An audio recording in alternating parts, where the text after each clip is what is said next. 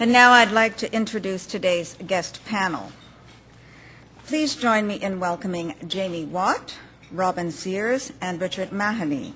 Jamie Watt was the Senior Communications Advisor for the Ontario Progressive Conservative Party in the landmark 1995 and 1999 elections, and held the same position in the office of the Premier. He has chaired several campaigns and is a highly regarded speaker and political panelist, and I can't go through everything on his resume because we don't have enough time today. Robin Sears has over 3 decades of public policy and public affairs experience. He is a former national director of the New Democratic Party and served as Chief of Staff to then Premier Bob Rae. He was also Ontario's senior diplomatic representative in Asia Pacific in the early 90s. And Richard Mahoney was Executive Assistant to the Right Honourable Paul Martin and has advised politicians at all levels of government in Canada. He is a former president of the Ontario Liberal Party, former candidate, and a frequent media commentator on Canadian politics and public policy. Welcome to our panelists.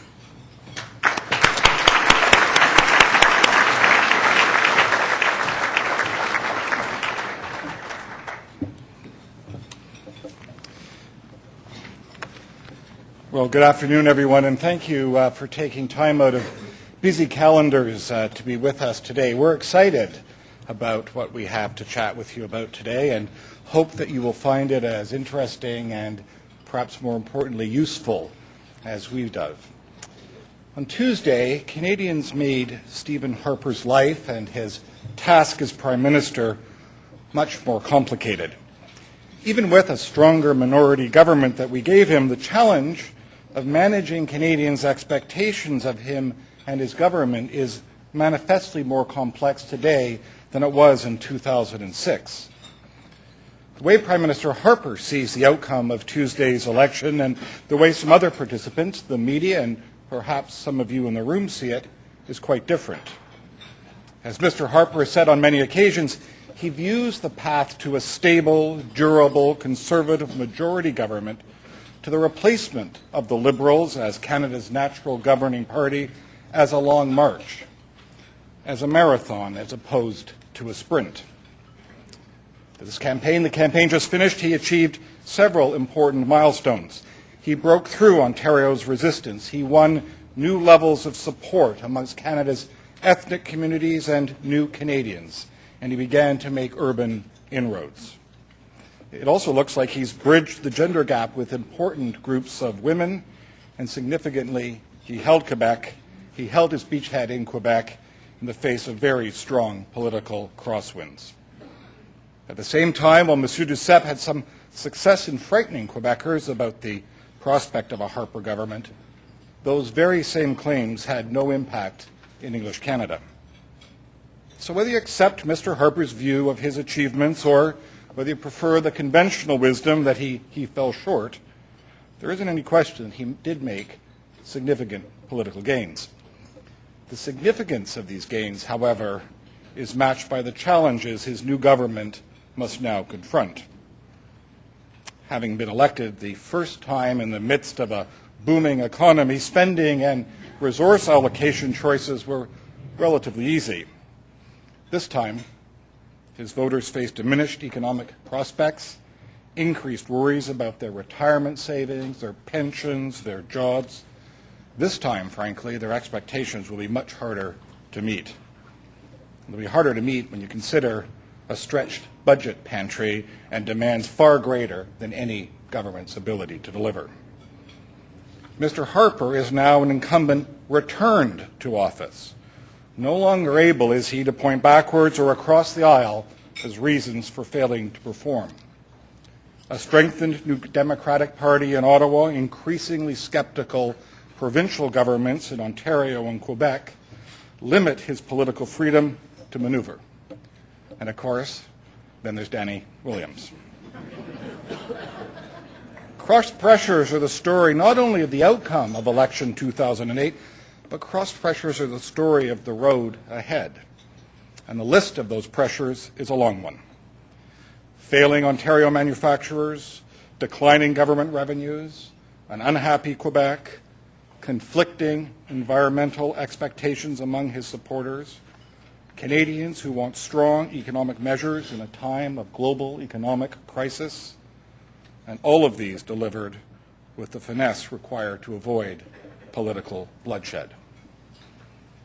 Juggling these competing demands will test this Prime Minister's ability to lead Canada in uncertain times. To explore these questions, to get under last Tuesday's results, Insight talked to Canadians. In the 60 hours since the polls closed, our team of 20 researchers and consultants have traveled from coast to coast and analyzed and assessed what we heard. We were in Ottawa this morning for breakfast. We're here for lunch today. And I should pause for the moment to say the only way we could have done that is with the help of our good friend Bob Deluce from Porter Airlines.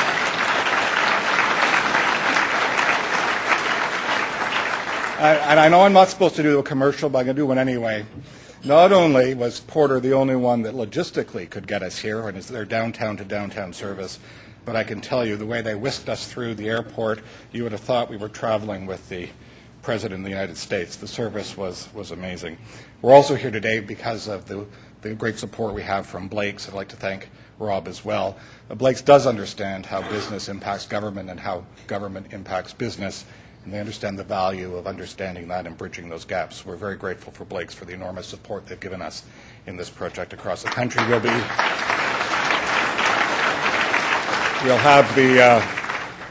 have the privilege of being in Calgary for them on Monday morning. So for the second time in as many elections, we, Insight, have been the first to determine why Canadians voted as they did, what it means, and crucially, what they expect. In our work this week, if there was one commonality of views, it was this. This election was a complete waste of time and money. In some quarters, particularly here in Toronto, feelings verged on anger. In others, like Calgary, participants were ambivalent. Importantly, though, there was a widespread consensus that the election had come at a price of more than just money, that the election had prevented meaningful action from being taken to protect Canadians and to protect our economy amidst a financial crisis that had become apparent mid-campaign. For the 5 weeks of the election, nothing got done. And now the Harper government needs to play catch-up. It needs to get to work right away, to appoint a cabinet ASAP. The runway is short and the takeoff should be swift.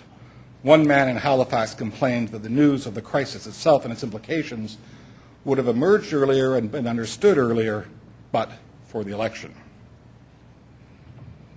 Now, in this election, Canadians were looking for a reason to vote. They were actually looking for a clear vision or a program, something on which to galvanize themselves. And frankly, they were disappointed. There was a level of disengagement and frustration with all of the parties' lack of ability to present a compelling message. This directly contributed to the historically low voter turnout we saw on Tuesday and was well reflected back to us in our work this week. What's more, there was broad dissatisfaction with the choices on offer. One woman spoke for many when she said, "I held my nose and voted." Now, participants clearly identified Stephen Harper as by far the best choice for uncertain times. They did, though, yearn for some more empathy in the economic recovery messages, and while they certainly thought he was up to the job, their enthusiasm was distinctly muted, even amongst his own voters. Whenever participants discussed who they saw as Harper's opponents, and even when they turned to the future, they mentioned Doucette, they mentioned Layton, they mentioned the media. Tellingly, apart from a few in Quebec, one person was almost never mentioned, Stéphane Dion. Canadians' relationship with Monsieur Dion was over before the election began. More in sorrow than in anger, Canadians had, in the terms of a modern relationship, simply moved on. Conservative attacks on Dion's leadership eventually came to be seen as unnecessary and gratuitous. Voters had already closed that chapter. And even among lifelong Liberals, Dion was seen as barely votable. And that's why there's such widespread expectation that he will be gone as leader of the Liberal Party of Canada before the new year. Among the names that elicited some excitement were Ignatieff and Ray, and Kennedy and McKenna, and interestingly, Justin Trudeau. Tuesday night on, we heard from our friends in the media confidently proclaim three truths. One, Canadians deliberately chose a minority government. Two, every party and every leader lost. And three, each party suffered gaffe damage. In our view, Canadians disagree. First, outside of Quebec, participants weren't scared of a Tory majority, and it was not a factor in the way they voted. It was, of course, in Quebec a different story. Almost every voter told us that they voted strategically. Some wanted to stop the Conservative majority, and many just couldn't bring themselves to vote Liberal. Quebecers were glad to have a minority. Quebecers want the Harper government on a short leash. Now, as there always is in elections, there were winners and losers. By the end of the day, people are clear. Stephen Harper won, and Prime Minister Stephen Harper has been given a mandate. And finally, we found that people, those so-called ordinary Canadians that Sarah Palin likes to talk about, understood the difference between a substantive policy misstep and a so-called puff and poop gaffe. You know, we heard something new in our work this week, something that needs to be explored over a longer period, but something that we wanted to highlight and share with you today. There's emerging evidence that Stephen Harper is making significant inroads with an important segment of female voters. We found women were in tune with Harper on issues like fiscal management and the role of government in the economy. Understanding this, that television ad the Conservatives ran in the campaign's final week, you might have seen it, it's the one that showcased a mother concerned about the economy, placing her trust in Stephen Harper, now not only makes a lot of sense, but was clearly a clever move. Cross pressures, tensions, even paradoxes. Our research highlighted all of what lies ahead. Canadians very much continue to vote with regional interests in mind. Conflict between these interests will continue to present challenges for the new government. Alberta and Quebec, of course, represent polar opposites of regional opinion. Quebecers voted for those seen best to defend their interests, whether it be in culture, or crime, or values, or who they believed understood them. When asked why they didn't support Harper, the universal response was, you can predict it, cuts to the arts. We peeled away at that, though, and we found something more profound and indeed more challenging for Harper. Look, it's undeniable that the Conservatives' approach to young offenders and arts funding were unpopular and out of sync with Quebec participants. But that said, Monsieur Duceppe was very skillful, clever even, in using these issues to light a fuse. And while it could have been safe injection sites or immigrations or a host of other policy areas for that matter, those choices gave Duceppe the ability to reawaken that deep and abiding sense amongst Quebecers that Harper still does not understand us. What a difference 2 years makes. In our study conducted after the last election, Harper got points from Quebec participants, not only for his efforts to learn and subsequently master French, but for his effort to understand their issues. And now, however, despite the attention lavished on Quebec by the Harper Conservatives, the culture and crime policies appear to have erased almost all of this hard-earned goodwill. And as prime ministers before him have discovered, courting Quebec inspires resentment in other parts of the country.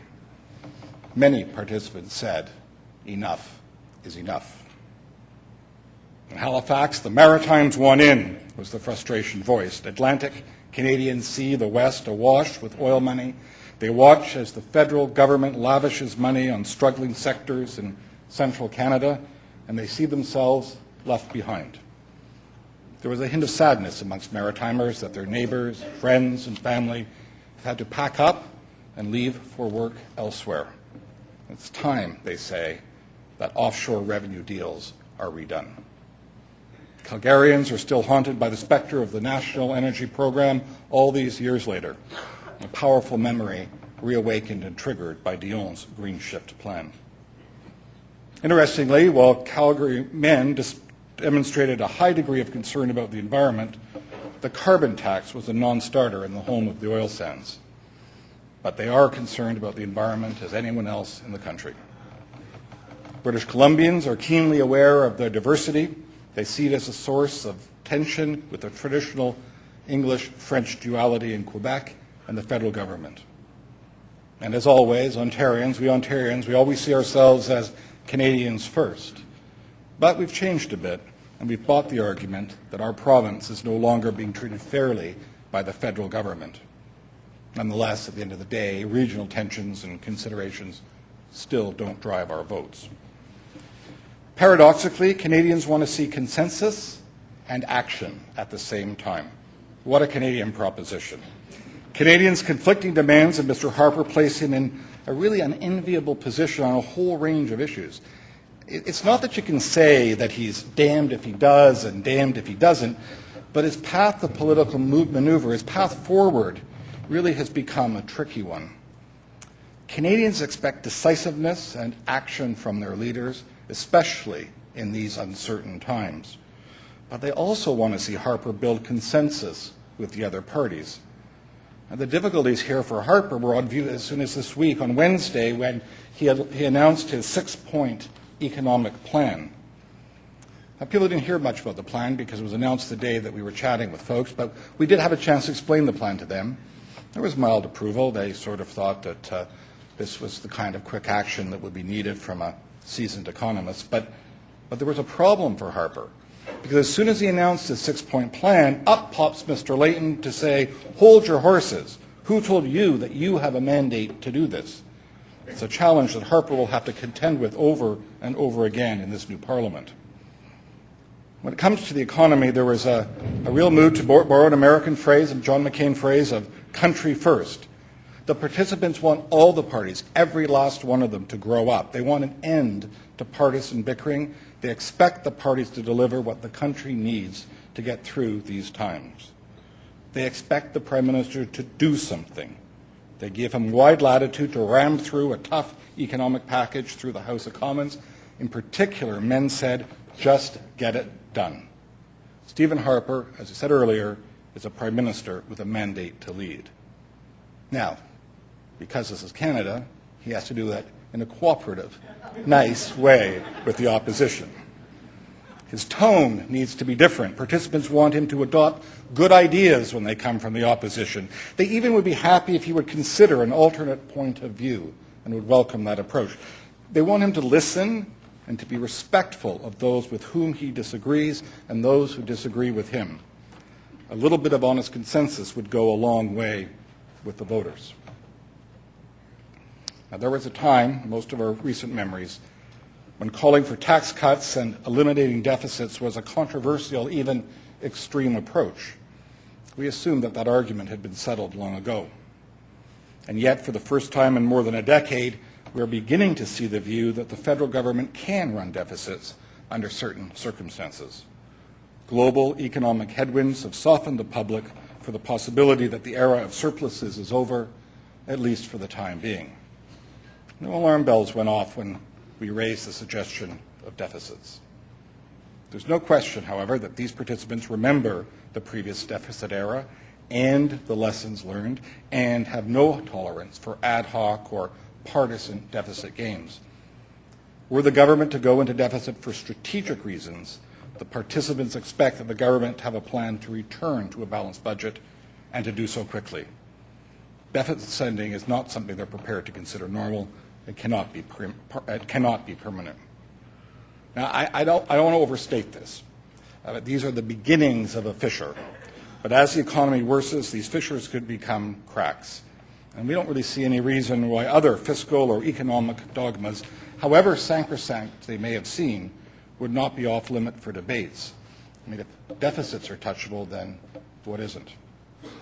Now, this, of course, creates a serious tension between accommodating these concerns, dealing with an economic downturn, and Prime Minister Harper's core voters, for whom a deficit is an anathema. There's a hesitant willingness to allow the government to use fiscal and economic levers to intervene directly in the economy. People recognize that the government may need to make strategic investments. The government must, however, put country first.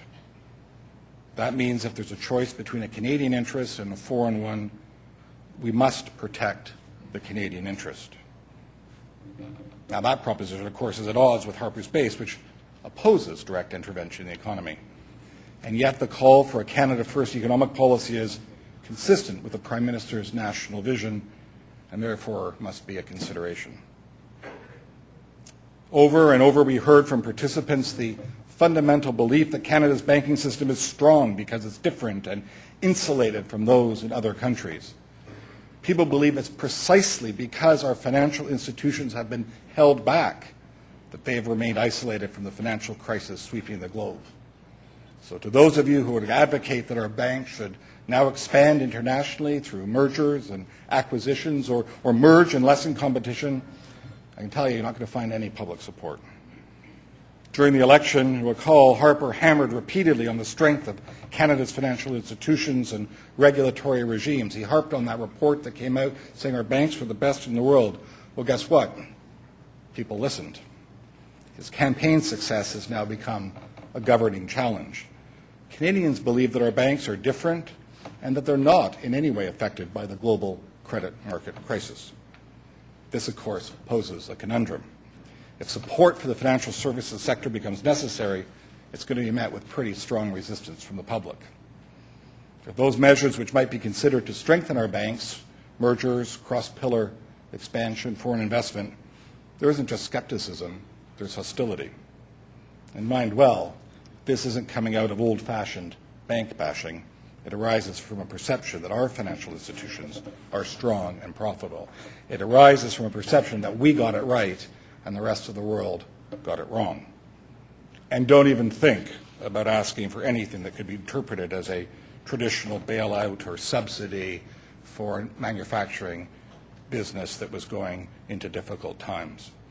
People were clear about that. It's just good money after bad.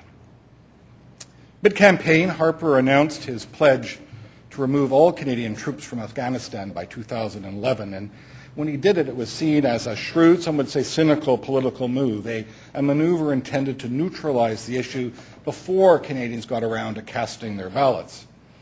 And most polls we've seen over the last while have shown that Canadians are split on the issue of support for our mission. But for a party which had declared that Canada would never, never cut and run, this about-face came to many as a surprise.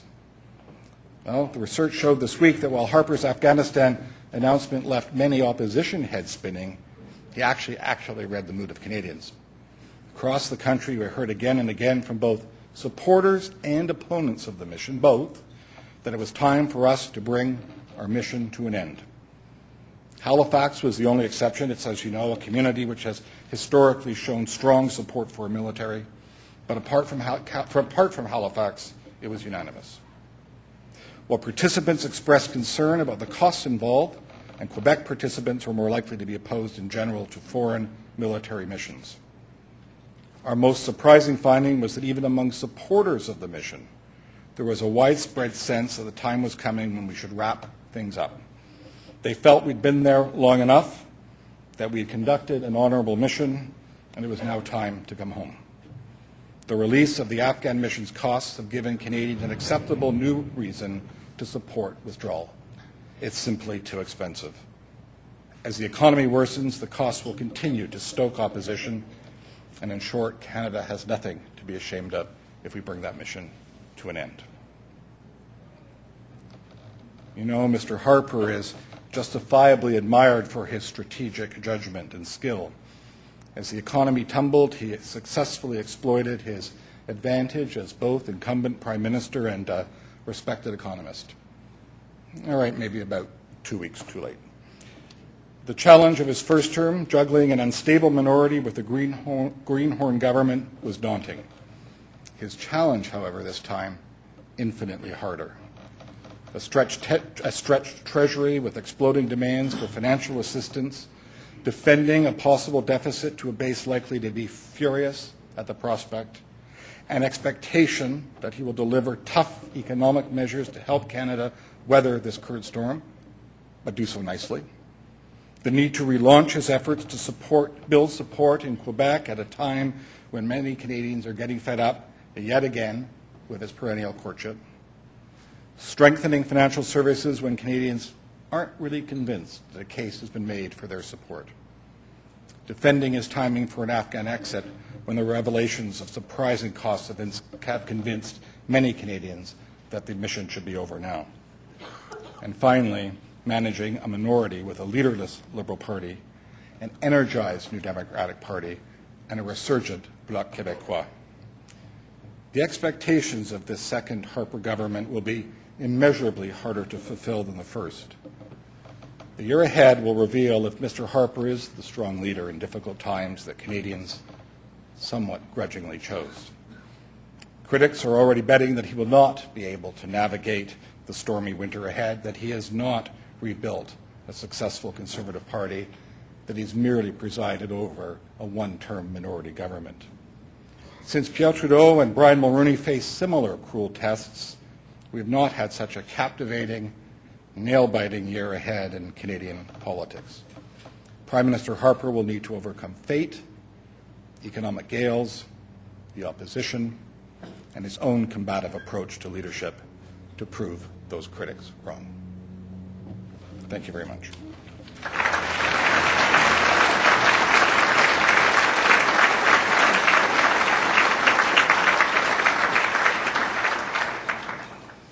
Thank you very much, Jamie. Richard and I are going to do the cleanup act here. You may observe that there's a sort of hidden blue, former orange, red tinge to the speakers up here, and that's not accidental. I just wanted to echo what Jamie said about the effort that went into this project on behalf of our two firms. As you know, Navigator and OEB Enterprise are the partners that form Insight Canada.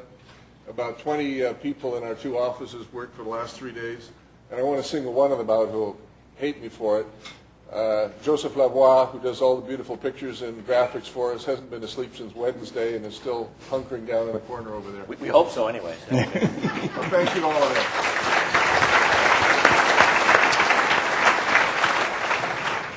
I want to pick up where Jamie left on the issue of country first.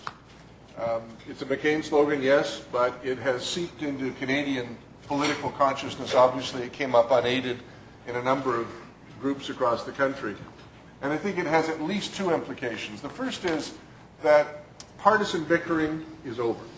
Canadian patience for politicians behaving politically in the worst sense of both those words is over.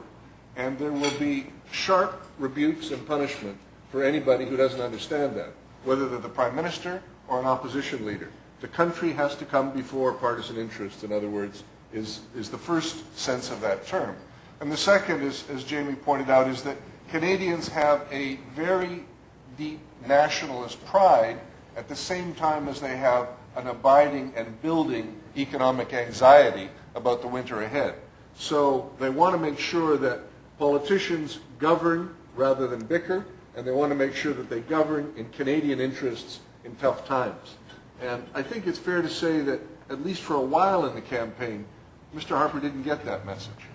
Not at first, Robin. I just want to say on my own behalf, I got the message country first a year and a half ago when I went into partnership in business with a bunch of Conservatives.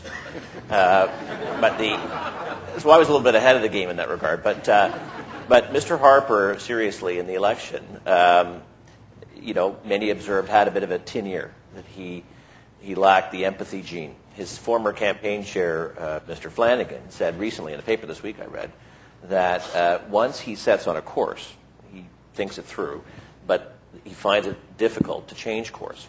And I think it's clear that the empathy question, at least in the election, did cause him some trouble. I think in part because he thought that if he showed a change in course, that would only feed the notion that that there was something really wrong if you abruptly changed course. But that failure to get the empathy question probably prevented him from getting a majority, even while international gales and winds were blowing.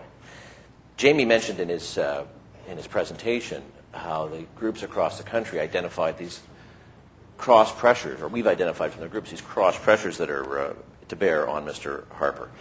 So despite the risks in that, though, there's also for Mr. Harper considerable opportunity. The if Mr. Harper ends up being successful over the next year in bridging the most important of these conflicts to Canadians, which is on the economic front, it would be seen as a big political win for him. He has a chance there, really, to begin a legacy that will work very well for him. And that opportunity to bridge those conflicting pressures, the first one, of course, that presents him is on the economy, and it does present a bit of a challenge for the Liberal Party. And here I get to be rude about the Liberals because Richard doesn't want to be, but he agrees with me, I think. I think the Liberal Party right now is in a really challenging dilemma. The circumstances of the unfolding leadership transition are almost all impossible for them to benefit by vis-a-vis Mr. Harper. If Mr. Dion were to announce next week that he's going immediately and the starter gun goes off for the leadership campaign, the inevitable partisan bickering will emerge instantly among all the candidates directed, logically, at Mr. Harper. That will not resonate well with Canadian voters. If they name an interim leader and try and impose some sense of order and calm over the course of the winter, that would be an improvement.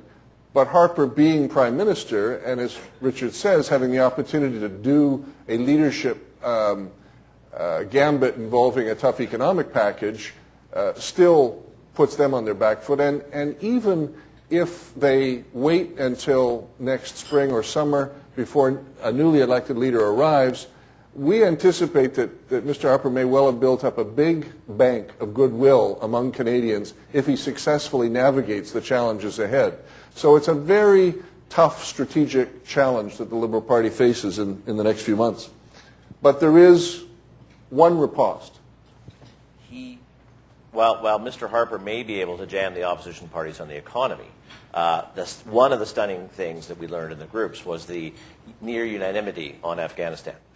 Canadians have moved on this question too, as Jamie pointed out in his presentation. So while the Liberals and New Democrats in particular may respond with an attack on Mr. Harper on Afghanistan. Now, he has made clear what his timetable is, which is to pull out by 2011. But given what we heard on the night after the election, people think we've done our bit now, that we have more than met our obligation, that the costing, as Jamie pointed out, coming out in the middle of the election, only furthered this line of thinking.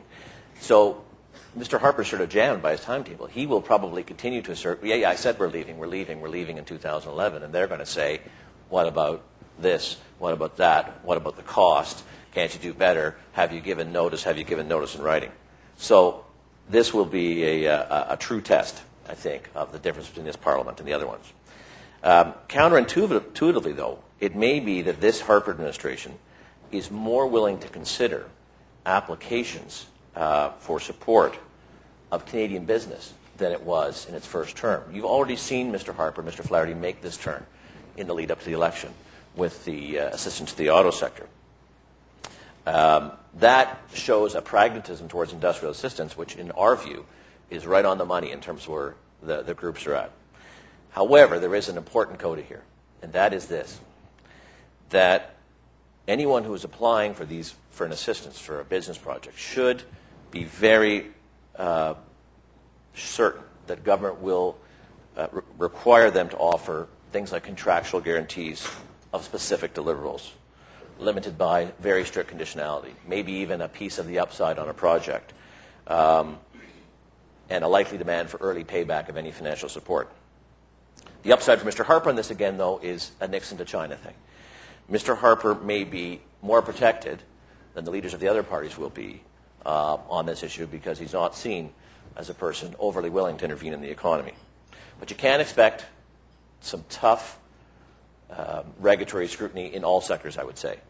The deregulation has taken a hit in the last little while. You might even expect, given what we've seen in the group, a softening to plans to diminish or lessen the rules on foreign ownership in other sectors. Canadians have time for that now in a way they might not have a year ago or 2 years ago. Now, they have time for that, Robin, but they don't have a lot of time for the silliness of politics and the gaffes that we saw during the election. Yeah. Let me just echo the point that Richard just made there. I think that our general impression of the skepticism of Canadians today is that anything new that you planned to do last spring or summer for introduction this fall, you better look at it again through the perspective of a much more skeptical and hesitant Canadian electorate about anything new. In the banking sector, for example, a new product or a rebranding could elicit the response, are you in trouble? Why are you doing that? As opposed to an interest in whatever the feature or benefit might be. The wasted election we talked about has a consequence for the upcoming Parliament, and that is that Canadians expect there should be action soon. Asked when they thought Parliament should return, the answer was tomorrow. Asked what they wanted to see Parliament devoted to, addressing the economic problems immediately. The Canadian electorate has now very little patience for any reason of hesitation offered by government or opposition. Let me just quickly say something about the gaffe question, because we're going to run out of time here, I fear. A lot of gaffes in this election didn't seem to make much difference to partisan choice, but we would encourage opposition politicians and cabinet ministers especially not to conclude from that that there's a gaffe freedom now in government. In this new atmosphere of skepticism and high expectation, nobody who makes a mistake can expect to get away with it without a fairly heavy price, minister or opposition politician. We think that probably also extends to the style of the next Parliament. Jimmy went on at some length about what the Canadians expect Mr. Harper to behave like. The day of a confidence motion on every single issue is probably past us. He's going to, I think, have an expectation out there that he behaves in government and in Parliament much like previous minority governments have done, which is compromise, reach out to the other aisle. We've talked a bit about the banking industry here, and one of the things that stunned us in the research was that Canadians don't believe that Canadian banks are in need of government support. So if the occasion arises where that has to happen, there's a big hill to climb. Neither are they persuaded by the wisdom of bank mergers. And 10 years ago, I remember being tangentially involved in the merger discussions around the then Chrétien government. And Canadians had no stomach for allowing those bank mergers. Well, 10 years hasn't changed that. So if the occasion arises where banks do require assistance, seek to merge, seek to change things, looking for a major thing, they're going to have a tough sell to do. And the public, as Robin suggests, thinks that banks should stick to banking. 20 hours of research. We could talk to you all afternoon. I'm going to get both Robin and Richard to give us one 30-second wrap-up, because I'm going to take a couple of quick questions and get everybody back to work or on their way home. Let me close with two verbatims from the discussions we had. A woman here in Toronto, in the groups that we did on Wednesday night, said that she had recently, on the advice of a friend, bought a GIC from Canadian Tire. Everybody in the group looked at her and thought, why would you do that? That's not a bank. You buy banking products from banks. There's a new conservatism about who should be doing what with whom in the private sector. And a woman in Vancouver in a group moderated by my colleague Chad Rogers said, the only place I feel my money is safe is in the bank, so I'm not prepared to have the banks do anything except banking. This is a time of a return to stick-to-your-knitting business model. Richard, really fast. Right to questions, I would say. Sorry? Right to questions. Right to questions. All right, for Richard. And just give us a fast answer to this. How much of a factor is Mr. Dionne's leadership debt in the timing of his departure? I don't know. Most of the leadership candidates have a debt from last time. The current laws in our country make it very difficult for candidates to raise money after the fact or even during the instance of the leadership race. His campaign does have a debt, and that must weigh heavily on him. haven't spoken to him about that, but it's a problem. And the additional problem is in the laws of Canada, if that debt is not erased over time, the Act requires Elections Canada treat it as a donation, and therefore an illegal donation. Last fast question to Robin Sears. The questioner likes your red tie and your blue shirt, wonders where the orange is. And the question is Is Jack Layton locked into attack mode, making him the wrong leader for the NDP at this time? No. Ladies and gentlemen, thank you for... That's a quick answer. Yes. Thank you for your attendance and your attention today. We appreciate it very much.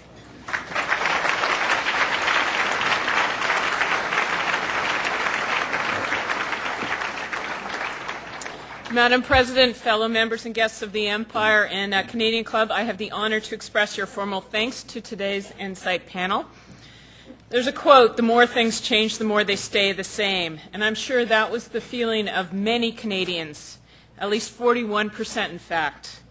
Those 41% did not vote, did not engage, perhaps one could argue signaling a sick society, or perhaps just a society sick of voting for a federal government 3 times in the past 4 years. It also means that with only 59% voter turnout, we not only have a minority government, but a minority government that only receives support from 22% of potential voters. At a cost of $300 million to run an election, that comes out to $22 per vote cast. Jamie, Robin, Richard, thank you for sharing your insightful perspectives and for telling us why we should care and why we continue to need to be engaged, and also what we got for our 22 bucks. Thank you for joining us today. This meeting is now adjourned.